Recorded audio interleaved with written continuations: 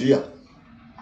Nós vamos, como sempre, vamos iniciar o nosso culto ao Senhor para falarmos sobre a sua revelação, sobre o seu amor, sobre a sua misericórdia conosco, sobre o seu carinho em querer o melhor para cada um de nós, tá bom? E aí a gente começa aqui pela devocional, né, o nosso momento primeiro, e a gente conversa sobre o Sermão do Monte. Então vamos ver o que é que o Sermão do Monte tem a nos falar hoje. A gente está falando já agora do quarto momento, quarto ponto, digamos assim, da pregação de Jesus, né? Sobre aquilo que ele tinha que falar para os seus apóstolos. O texto, Mateus diz que ele sobe ao monte e senta perto dele os seus apóstolos, e ele vai conversar com esses a respeito do reino, a respeito da vida cristã, a respeito da graça e etc. Então ele, já vimos, não é, os três primeiros pontos, que é bem-aventurança, sal e luz, Jesus a lei e nós, não é? E agora a gente estamos conversando essa semana sobre o não matarás, que ele lembra que faz parte da lei, não é? O não matarás. Então tem aqui, olha, para a gente lembrar, aí o versículo 23 e 24 diz assim: portanto, se trouxeres tua oferta ao altar e ali te lembrares que teu irmão, né? Deixa eu colocar aqui para todo mundo, pronto. Portanto, se trouxeres tua oferta ao altar e ali te lembrares que teu irmão, teu próximo, tem algo contra ti, deixa ali a tua oferta diante do altar e vai primeiro reconciliar-te com teu irmão, e então vem oferecer a tua oferta. Vamos entender um pouquinho tudo isso, né? Porque aí já tem muita coisa que ele está nos falando. Primeira coisa que a gente lembra, e é importante lembrarmos para poder a gente compreender o contexto disso tudo, é o entendimento de Mateus. O que é que ele entende? Ele entende que todo salvo é digno e indigno. É a questão da lei e Jesus, né? A lei, ela existe, não é para ninguém obedecer, porque ninguém obedece. Deus não vai fazer uma coisa que sabe que ninguém vai fazer. Entendeu? A lei veio para dizer que nós não fazemos.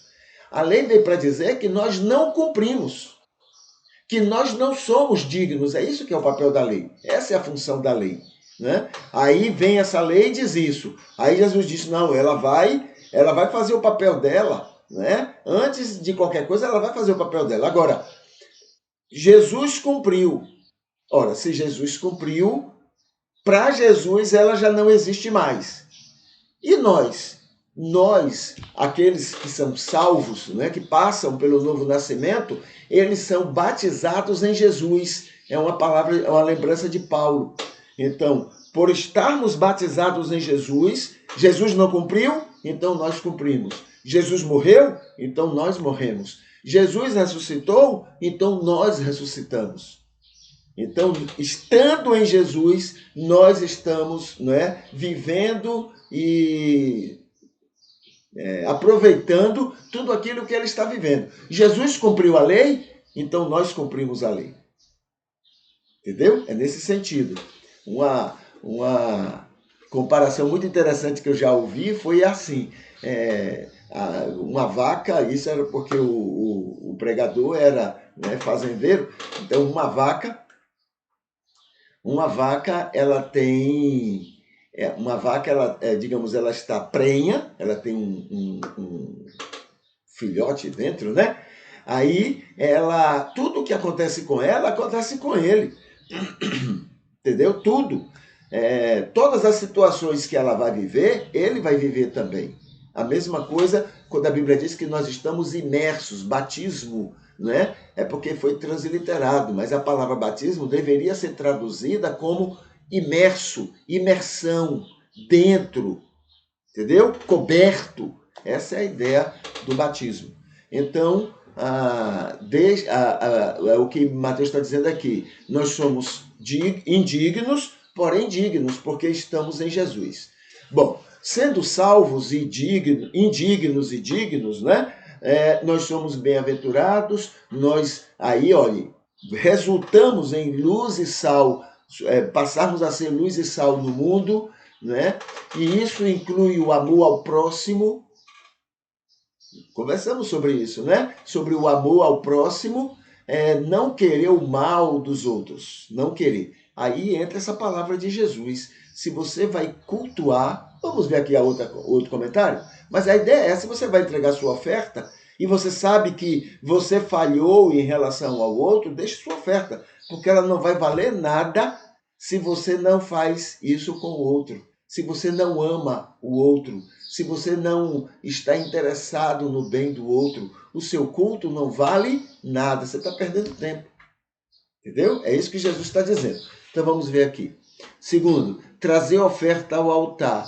É o culto, a adoração, a dedicação, as prioridades, aquele blá, blá, blá, blá, blá que a gente faz dominicalmente, né? Ó Deus, Senhor, eu sou teu, muito obrigado. Aí ele está dizendo o seguinte, se você não ama seu irmão, isso tudo não tem sentido nenhum, é mentira. É conversa fiada. Se você não ama o seu irmão, isso aí é tolice. Você está jogando conversa fora. Deus não engole isso. É isso que ele está dizendo. Entendeu? Se você vai cultuar e você sabe que você não tem amado o seu irmão, deixe lá o seu culto e vá consertar isso, porque o verdadeiro culto é isso. A gente tem lembrado aqui dos presidentes americanos, né? No domingo estão lá cultuando, ó Deus, Senhor maravilhoso, Pai, né? Aquela coisa toda. Mas na segunda-feira vai se reunir com o Pentágono, com a CIA e com a OTAN. Sabe para quê? Não é para dar as mãos, até fazem isso, que eu não duvido, fazem isso e oram, mas depois vão planejar como fazer mais armas, como matar mais gente, como atrapalhar e prejudicar a vida de outros países, como empobrecer, porque para enricar, alguém tem que empobrecer outro. Não existe riqueza para os dois lados. Para você, para um lado se dar bem, é preciso que o outro abra mão da sua exploração.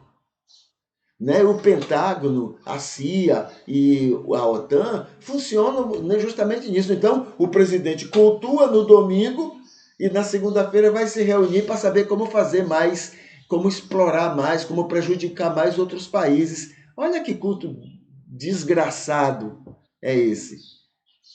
E não é um ou outro, não, são todos. Todos fazem assim.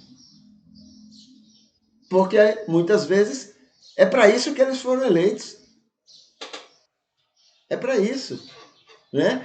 Os presidentes mudam, mas o pessoal da OTAN, o pessoal da CIA, o pessoal do Pentágono é o mesmo. É a mesma maldade. O presidente só vai lá para dizer que está constando, mas se envolve, participa. Entendeu? Então Jesus está dizendo, olha, se você sabe disso, larga seu culto, não perca tempo com isso não, vá consertar, né? O que você está fazendo, vá amar, porque esse é o culto a Deus. Aí tem aqui o outro ponto, diz assim, lembrar alguém algo contra ti, por alguma culpa sua ou não. Temos sempre culpas, né? Então precisamos consertar. Às vezes tem coisas que eu faço de errado que eu nem sei, nem percebi. Nem percebi, mas fiz. Então eu preciso ter essa compreensão e me humilhar. E o que eu puder fazer para consertar, para evitar, eu vou fazer, eu tenho que fazer. Porque esse é o culto a Deus. Esse é que é o culto a Deus. Aquele blá, blá, blá, aquilo é conversa fiada, aquilo é conversa para boi dormir. Muito bem. O outro item diz assim, deixa ali tua oferta para o seu culto, ele não tem nenhuma importância se você não ama. Se você não ama, o blá, blá, blá não vale nada. E vai reconciliar-te com teu irmão. Isso é o verdadeiro culto a Deus. O que é reconciliar-te? Amar. Amar. O que é amar? Amar é acolher, é receber, é querer o melhor para o outro, do como você gostaria para si. É respeitar o outro do jeito que ele é. Não é obrigar o outro a ser do jeito que você quer, não. É respeitar e defender o direito. Ele tem o direito de fazer e ser do jeito que ele é. Eu brigo por esse direito. Isso é amar. Se não tiver isso, o culto é conversa fiada. Mentira. Entendeu? Muito bem. Então, esses são aspectos que a gente chama atenção hoje. Amanhã a gente ainda volta a esse texto. Vamos ver aqui os nossos motivos de oração. Então, tem aqui os que estão sempre cultuando conosco, né? Agora pela manhã, à tarde, à noite, madrugada. Daqui a 2 dias, 3 dias, 1 ano, né? Que vai ver esse vídeo e vai estar cultuando. Então, a gente está orando por esses. E Deus sabe quem são. E mesmo que a gente não peça por eles, Deus já tem como abençoá-los, porque Deus ama a essas pessoas, a todos nós, muito mais do que nós mesmos até nos amamos. Deus me ama mais do que eu me amo. Deus ama muito mais você do que você se ama. Então, né, não depende de eu pedir, mas eu peço, eu coloco ao Senhor, faz bem para mim, faz bem para minha alma, mas ainda assim, mesmo se eu esquecer, Deus continua abençoando cada uma dessas pessoas. Né? Adoradores enfermos ou em dificuldades, a gente também coloca hoje, mais uma vez, na mão do Senhor. Amigos e irmãos que estão aniversariando. Que Deus nos faça bênção no trabalho e na vida. Lá no emprego, a gente seja Jesus na vida daquelas pessoas. Tá bom? Muito bem. Deixa eu ver se eu acendo aqui uma luzinha para melhorar aqui essa claridade. Acho que melhorou um pouquinho, né? Muito bem. Que o mundo seja atraído a Jesus por nós. Olha que coisa, que o mundo se sinta atraído.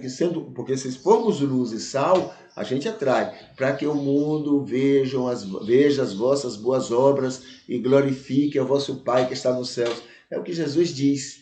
Então é uma maneira de, né, chegarmos do mundo se sentir atraído. Que Deus não nos deixe pensar que demonização convence pecador. Né? Essa coisa de tudo é demonizar tudo é pecado, tudo é mal, tudo é do diabo, tudo é do inferno, tudo é isso, tudo. Que Deus nos livre dessa teologia maligna. Entendeu? Dessa teologia maligna. Que ele nos livre de ficar pensando que a gente cair nessa ignorância teológica vai convencer as pessoas da situação delas. Que no fundo, não é isso que a gente quer não, sabe? A gente fala que a gente quer convencer o mundo e tal, mas não é isso não. Se fosse isso, a gente teria outro comportamento. Quando você quer atrair um passarinho, você não grita show, não. Você fica dengando o passarinho, entendeu? Mas como no fundo, a gente não está preocupado em salvar ninguém, não. A gente quer impor a nossa vontade. Essa coisa humana, egoísta, maléfica, diabólica e infernal que a gente tem, a gente querer impor, né? O bom mesmo para todo mundo é como eu quero, é como eu penso, é como eu gosto, entendeu? Então, missões, olha, esse trabalho de missões, tudo isso aí é prepotência, tudo é intolerância. Eu vou levar para os outros a solução que eles não têm. Isso é intolerância, isso é prepotência. Isso sabe o que é? É negar o Espírito Santo. Quer dizer que se você não levar, o Espírito Santo não está lá amando e buscando convencer aquelas pessoas? Mas a gente é muito vaidoso para acreditar nisso, né? Eu tenho que levar para eles a solução deles.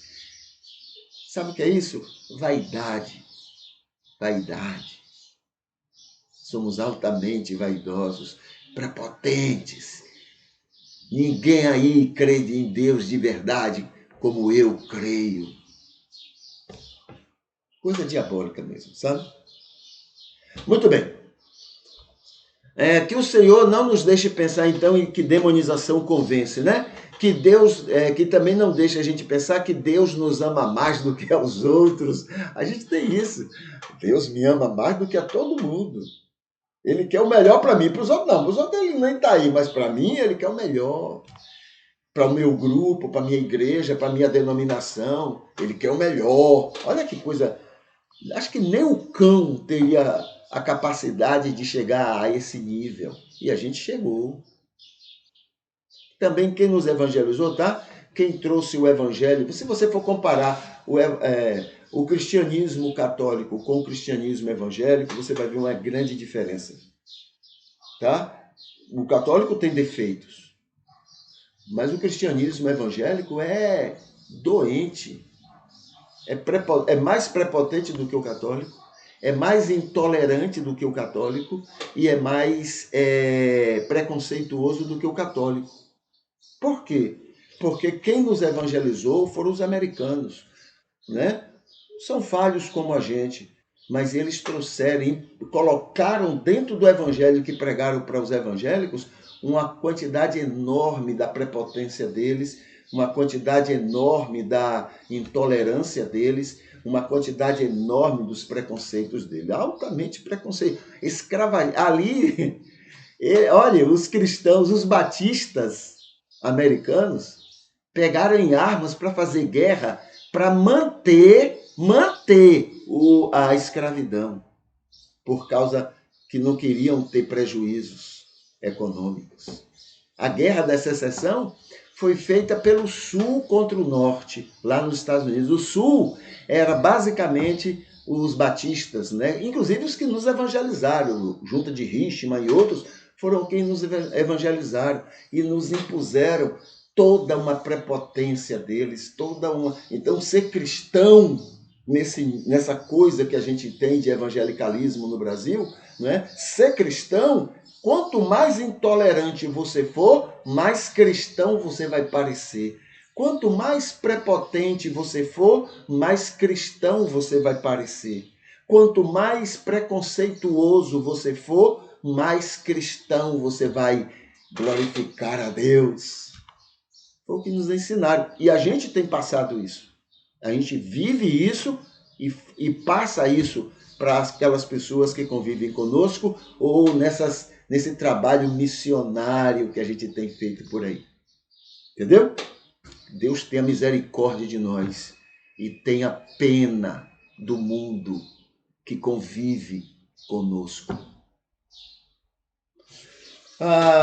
Então, a gente vai também estar orando pela minha lista de anjos, né? Que hoje, os que têm iniciais em KLMN, tá bom? E que faça que o Senhor Deus não atenda aos nossos pedidos, né? Como ele não atende mesmo, não, tá? Mas que ele faça a vontade dele, porque a vontade dele é a melhor. Por quê? Né? É como um pai sábio, como uma criança. Né? A criança está lá pedindo uma coisa, mas o pai sábio sabe que aquilo não é bom para ela, ele vai dar? Não dá, não. Então a gente pede feito criança louca, né? Mas ele, graças a Deus, ele não faz o que a gente pede, senão o mundo ia ser um caos. Já pensou se ele atende a oração desse cristianismo que a gente tem aí? Meu Deus, isso aqui ia virar um inferno. Um inferno de ódios, mentiras, enganos, alienações. Ia ser um inferno. Graças a Deus ele não atende as nossas orações porque elas são loucas, tolas, infantis. Graças a Deus ele faz a vontade dele, apesar disso que a gente é. Tá bom? Muito bem.